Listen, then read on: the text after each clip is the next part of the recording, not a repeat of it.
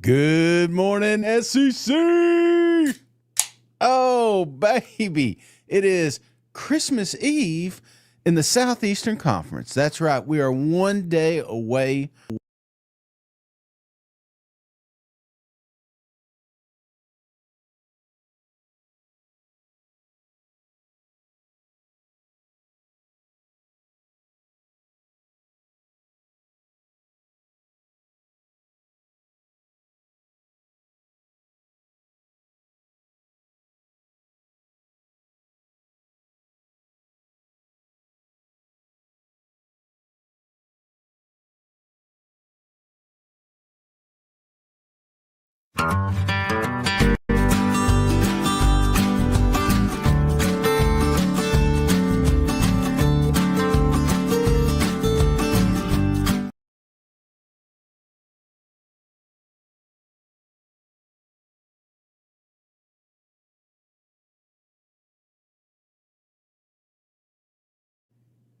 Can you hear me? Can you hear me now? All right. Yeah. Off to a great start. You know what? I was trying to get everything ready for kickoff, and I think we're good now, right? Do we still got audio? I'm waiting for you guys, and then I'll get cranked up here. All right. Absolutely loaded show. And let's get into it. We got so much, I think, great news. We got some dumb news that we're going to get to. And then we're going to tie it up with whose mascot is the best. That's right. We're going Mike Leach style. We had a Royal Rumble. What are these animals going to look like? Cuz loud and clear. All right. Thank you, guys. Thank you so much. But before we get going, let's remind the cousins we are brought to you by MyBookie, promo code SEC. They're doing a real cool thing right now.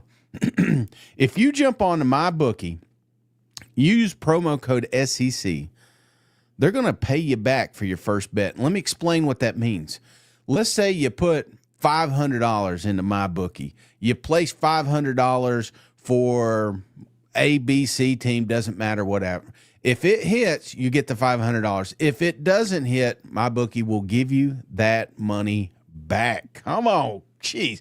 We're basically paying you to try this out. Now, you know who else is paying? Tennessee Legend Distillery. Oh my gosh, this is one of my favorite places to go. It's my home away from home.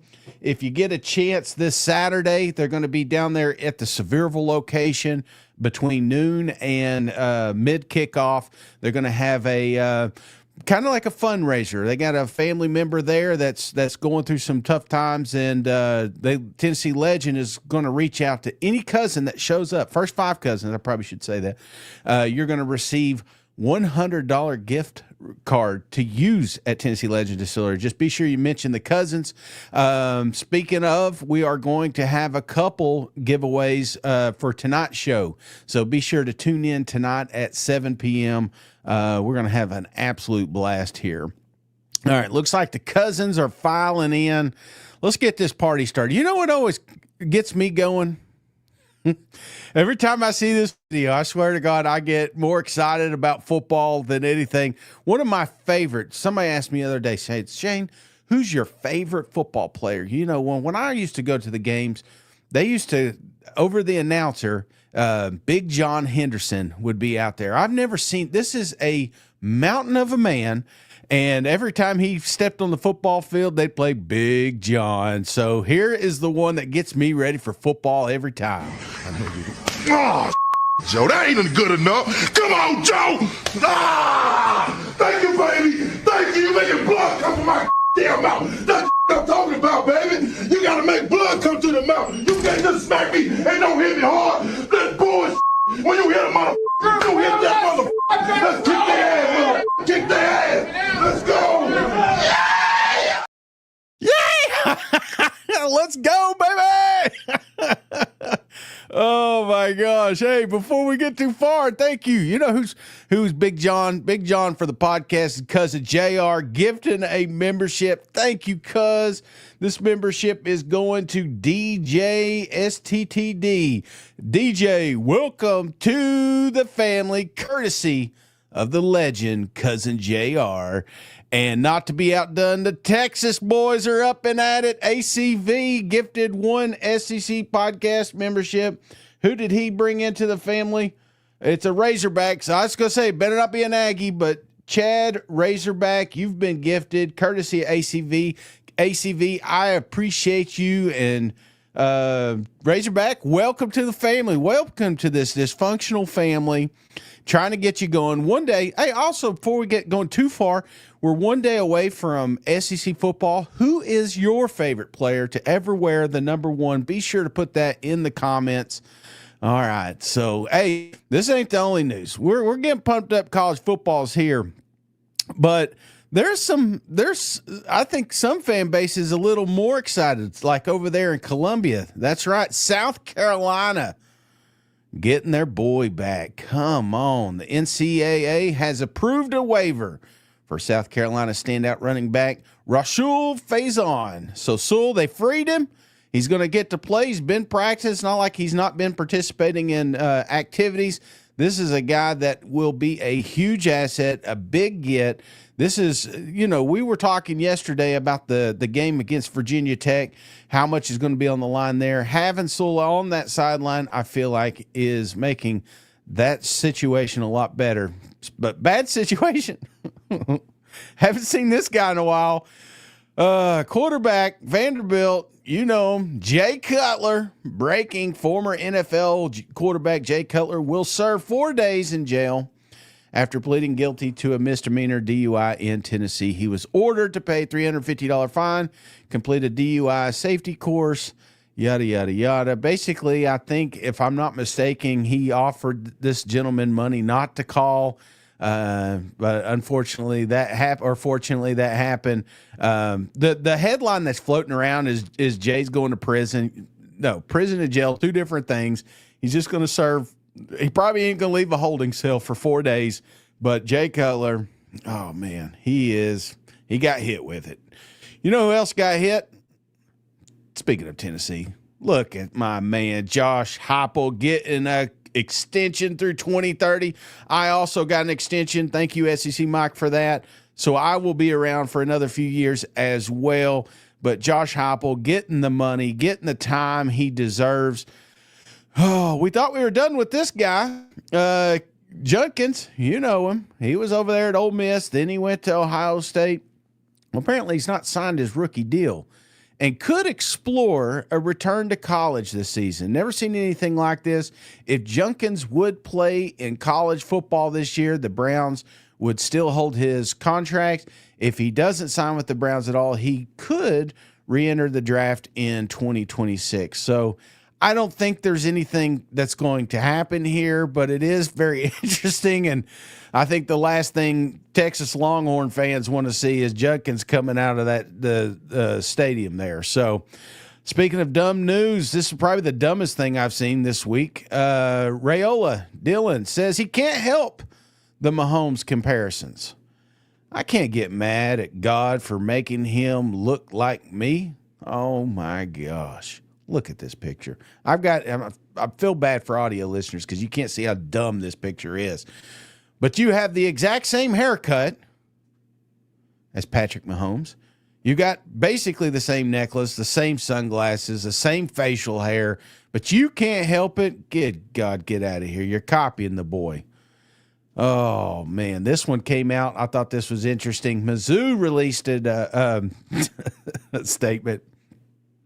Mizzou students and fans will no longer rush the field. They were told, okay, now listen to that. Students and fans will no longer rush the field. The SEC fines $500,000 for violation, money that goes directly to our opponent. So basically, they know, they've surveyed every fan there in Mizzou that they will never rush the field. Bullshit. You beat Alabama October 11th. You beat them bad. I still think you stormed the field. You beat them by a field goal at the fourth quarter. I better damn believe you they're going to storm the field. Now, Mizzou's going to have a couple of ranked opponents, maybe a couple that are going to be ranked higher than them, potentially South Carolina, potentially Texas A&M. These are all home games. I could definitely see you storming the field. But to come out here and say, hey, we ain't going to do it, that just makes me want to do it, right? Hell, it's not a tough field to get down to either. I was able to do it. If my fat ass can get on the field, I know these fans can too. So I'm not condoning. I'm not telling you what to do, but come on, man. If you do.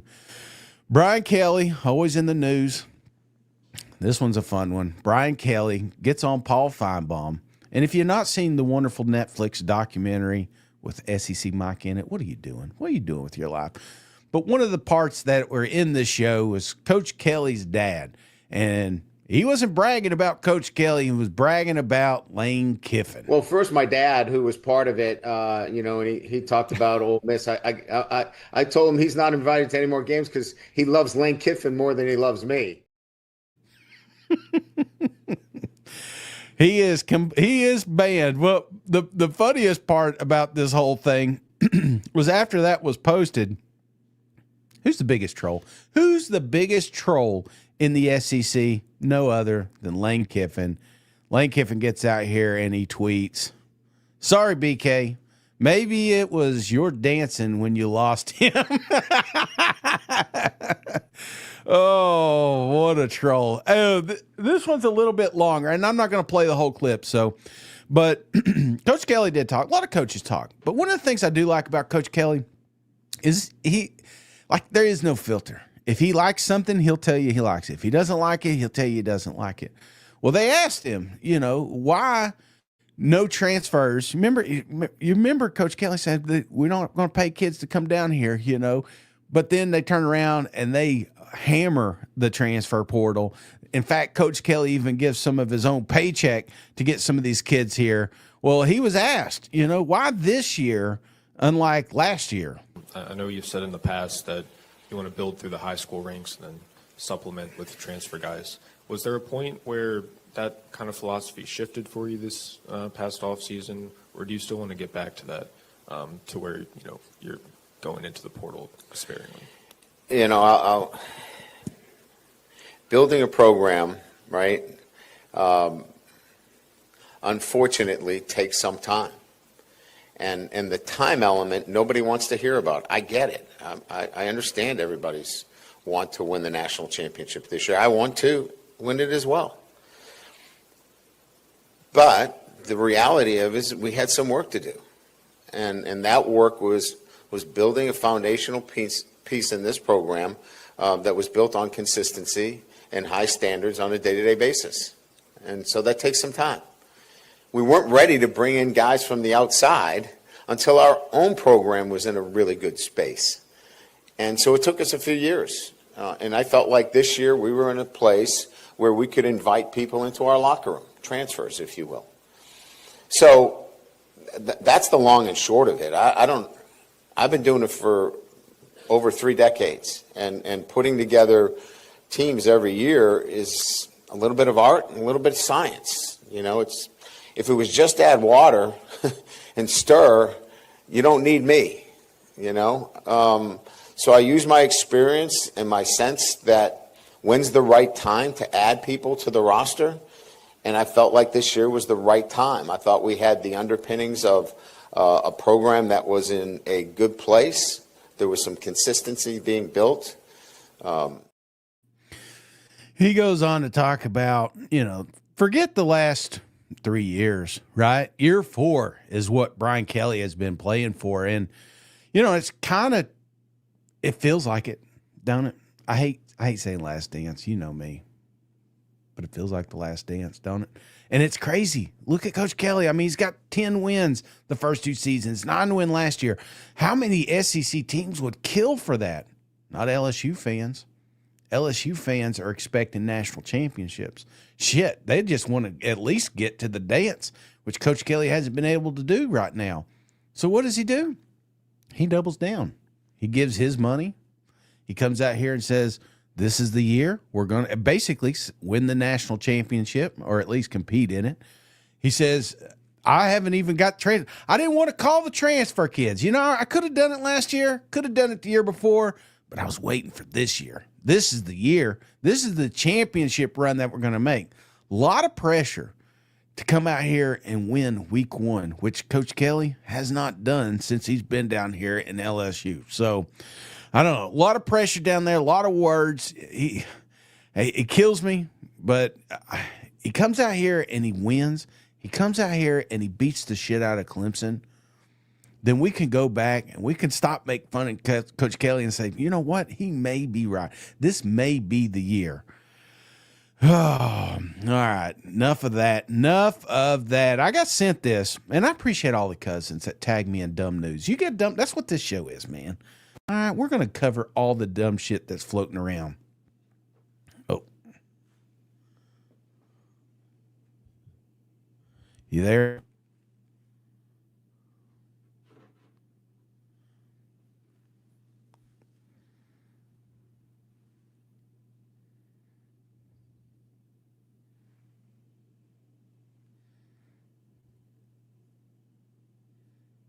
Other bear up there at Cal.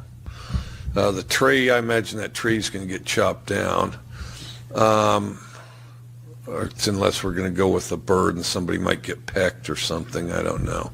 And then the duck might lose interest and just fly away and get out of there, which may be good advice under the circumstances. The husky, no chance. The beaver, well, we'll see how long that beaver can hold his breath. The ute, again, we're back to, is he on horseback? Does he have a bow and arrow? Did he trade for a rifle? You know, because if that ute's got a rifle, there's some definite problems. And then, and you know, you'd have to get one of those Harry Potter activists to read up on how you kill a sun devil, because there's a lot of outside stuff there. Sorry about that. I have figured it out. It's a court issue. Not going to happen again. Probably will happen again. But the reason I bring up Coach Leach talking about the mascots, one of the cousins reached out to me. And again, what I was saying, I appreciate all the cousins that reach out. If you got any dumb news you want to tag me in, feel free to tag me in. Like Cracker Barrel. I got tagged 1,000,000 times in Cracker Barrel.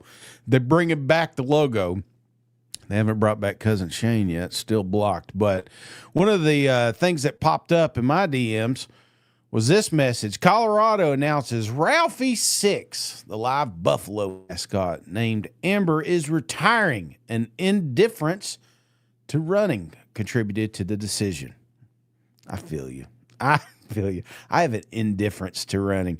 In fact, that's going to bring up our daily word of the day. Now it's time for Word of the Day. Let's get smarter. Word of the day. Recalcitrant. It's an adjective. Resisting authority or control, not obedient, hard to deal with, manage, or operate. Ain't that a lot of us?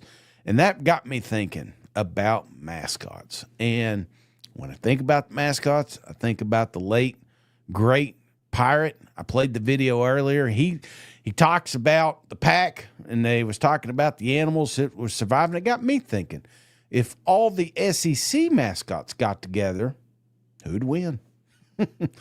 Well, this list was probably not as hard as I thought. In fact, I got it right here. We're going to start at the bottom. Who do you think the bottom tier of the mascots would be? I'll give you a second to plug it in. And if you didn't pick land sharks, you're wrong. Don't get me wrong. Sharks in their elements, scary. Sharks on land, not scary. In fact, any animal, including the next one on this list, the big spur, could just wait, right? He could just wait until those gills stop flapping, and then guess what? Big spur comes out to victor. So, unfortunately, the Ole Miss, as you know, has changed their mascots. They used to be the Black Bears. They used to be Colonel Reb. They now are the Land Sharks, and Land Sharks are not scary. You know who else isn't scary? Now listen, A&M, I'm going to explain, all right? It's Cute Dog, right? If we were having a Cute Dog award, she'd be at the top. But this dog, this collie, it ain't winning anything. In fact, it lost an eye, so that's why I couldn't put it above the other dogs. So Texas A&M, you're sitting down there at the bottom as well. And I feel like that's kind of a run. We're going to have a run of dogs here. We got the Bulldogs. I got Ugga, and I got Bully 22 over here. Both beautiful dogs, right? I think Ugga gets pampered a little too much. So I got Ugga a little bit lower than Bully 22. This is a dog that, I mean, look at that thick neck. Come on, man. Gorgeous dog, but again, not a violent dog, not a scary dog. In fact, these dogs can't even sit out in the heat for longer than 30 minutes or they die or something. I don't know. I've been told that. So I got to put another dog on there, my buddy, Smokey 11. He also makes the list. Toward the bottom, gorgeous, right? I like him more than Bulldogs. I think the Bulldogs have a tenacious bite, right? If you can get a hold of them. But you can't tell me that Smokey can't wait this thing out. Got a lot more energy. I feel like he is going to take those Bulldogs down one at a time. So I've got Smokey. But that is the last dog on our list. We're going to go up one notch higher. Kentucky Wildcats. Now don't get me wrong, all right? I love cats, right? I didn't think I would. I never thought I would. In fact, I hated cats for a long time until, as you guys know, we brought King Henry into our home, and come a little bit of a cat lover here. And Wildcat, this guy does not look intimidating, but I'm telling you, give National Geographic 30 minutes, right? Jump on there and watch Wildcat. These little bastards, they're tenacious, and I would be afraid to come face to face with one of these guys. So again, we've got some massive animals on our list. Wildcat moves up. I love Tusk here. Tusk, 350 pounds. I feel like here we got tiers. We go dog, we got cat. Now we got just size. And if you've never seen one of these bastards in the woods, they will scare the shit out of you, because you're talking about branches. It looked like little velociraptors running around. Then all of a sudden, here comes Tusk coming out. Tusk doesn't look intimidating, but again, size. He could pounce this Wildcat, right? He could pounce these dogs. I feel like Tusk, and if he grew out the Tusk, could be really, really dangerous. But he's big, but not big enough to compete with the Sooner Schooner. That's right. This is a wagon brought by two horses, Boomer and Sooner. This is a Pullman. This is just getting ran over. All right. You can run over any of these animals. You're not scared of them.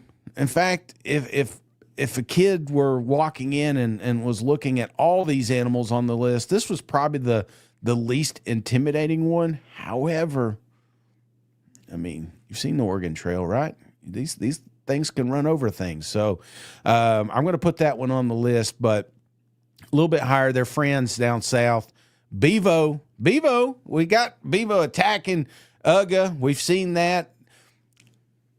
This one here, I'm going to tell you right now, growing up, I was, long story short, I could tell stories, right? I can do it. It's my show, whatever I want to do. So we were kids and we were going out to the lake, right? And back in the day, this area that I was going to didn't have neighborhoods. It does now, so it's kind of gone, but it was farms on both sides.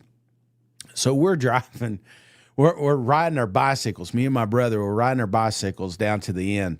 And as we're going past one of these farms, we look over and there's this big ass bull, right? And this is one of them that's got the brass ring and everything. And man, it's already churning up some grass. And of course, me and my brother, being kids, we were like, hey, let's just intimidate him. And so we started scooting our feet as well. Well, that pissed this thing off, right? And he came right up to the fence. But we had bicycles, so we got the hell out of there. But we forgot my mom was coming over the hill walking with Walkmans on. Didn't even see this thing. We're out the end, freaking out, This thing came toward the fence. And I swear I thought it was going to come through. I thought it was going to kill my mom. And that's all I kept thinking about. We ended up having to get a ride in a truck on the way back, so we didn't go by that thing. So I'm a little scarred by these big bastards. And you don't think about them. These guys are massive. You know, you stand next to them, the horns, everything. If it decided it wanted to kill you, even though, you know, cows usually won't, bulls usually won't. But if it decided to, you better damn believe this guy is toward the top of the list. But he's not at the top of the list. In fact, we're going to our first human. This is the Commodore. All right. Now, if I could have chose Davy Crockett in Tennessee, I'd move him up the list. But a Commodore, when I think of Commodores, I think of these little scopes they got here. Be a sword on his hip, maybe one of those. I mean, I watched Black Sails, so I think of those revolvers with one bullet kind of thing. So it's interesting because obviously it's going to be the smartest thing on this list. Savvy enough, probably. I mean, I could see a shot at a tiger. I could see a shot at a gator if you got one. But you go in with a sword, you're going to get your ass handed to you. So I think the Commodore could move up. And I know there's a lot of people are saying, well, Shane, Commodore's in the Navy right now. You know, I get that too. I completely understand that, but it's my list. And not to mention Vanderbilt's Commodore that sits on, I think they call him Mr. C. I mean, he's old school, man. He's like one of these guys with the hair, which, fun fact, I think I heard this off Rogan. You ever wonder why they got those? You ever heard big wigs? That's what this is, big wigs. Well, back in the day, you know, they all had that, that STD and started losing their hair and stuff. So they had to get these big wigs. So, yeah, a little sidetrack, a little more knowledge for you. Gator, come on, Gator. Fun story with Mike. Mike used to live down there in Jacksonville, Florida. So the first time I ever saw a gator was when we went down to visit him, right? So we're going down, kind of similar situation. I don't know why I get stuck by these animals. So it's like this peninsula, right? So we're walking down. They said, hey, if we walk down to this peninsula is probably 10 feet wide. And they said, if we go down the very end here, we're going to be able to see all these gators. I was like, hell yeah, let's go see it because I'm pumped up. Never seen them before. So we're starting to walk down this peninsula. But then I started thinking, I was like, well, what if one of those bastards get on the land? Well, now we're stuck out here on this island. So didn't make it to the end. Gators are scary. Don't get me wrong. You get out in the swamp, it may beat all these animals, but we're not fighting on your terrain. You know, we're not taking the sharks in the ocean. We're not taking gators in the swamp. This is face on face. So that's why I had the gator a little bit lower, but don't get me wrong. The gator probably could win every fight that's on this list if it gets it right. And you could go out and find the largest gator in the world and you could say, Shane, you know, I've got to look, check this guy out.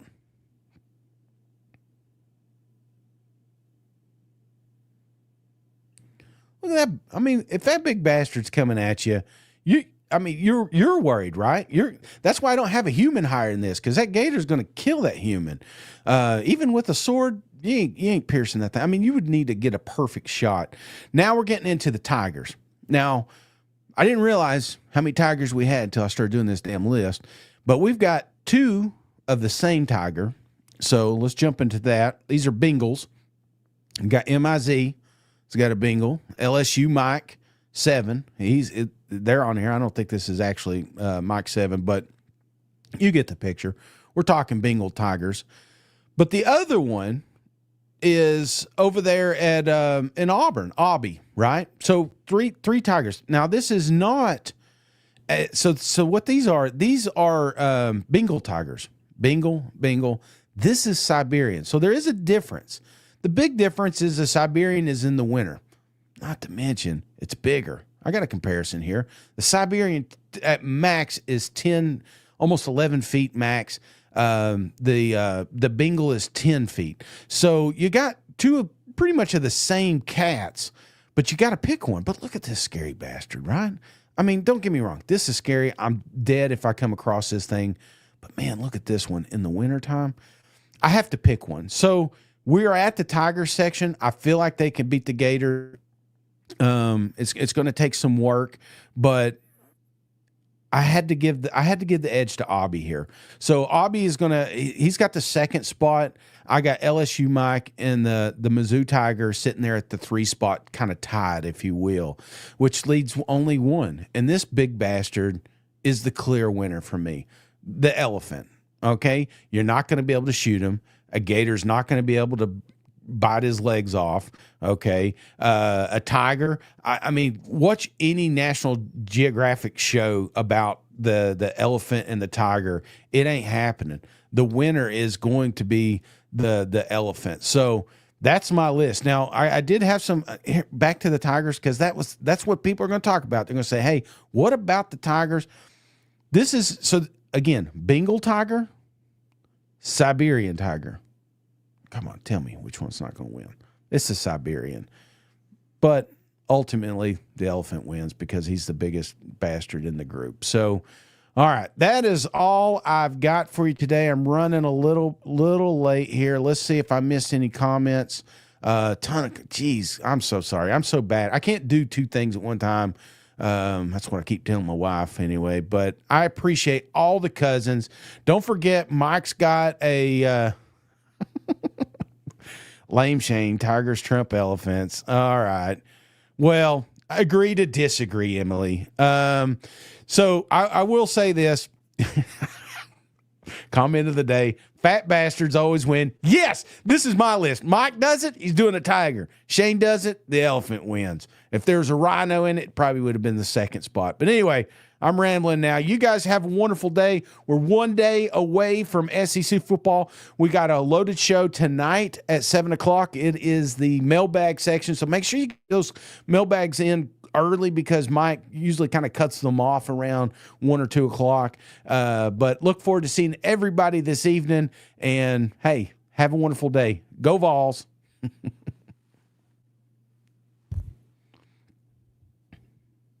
Oh. Hey, buddy, this beer's for you, Mike, and Cousin Shane. That SEC podcast loves the Pirate, and the Pirate loves that SEC podcast. Hail State.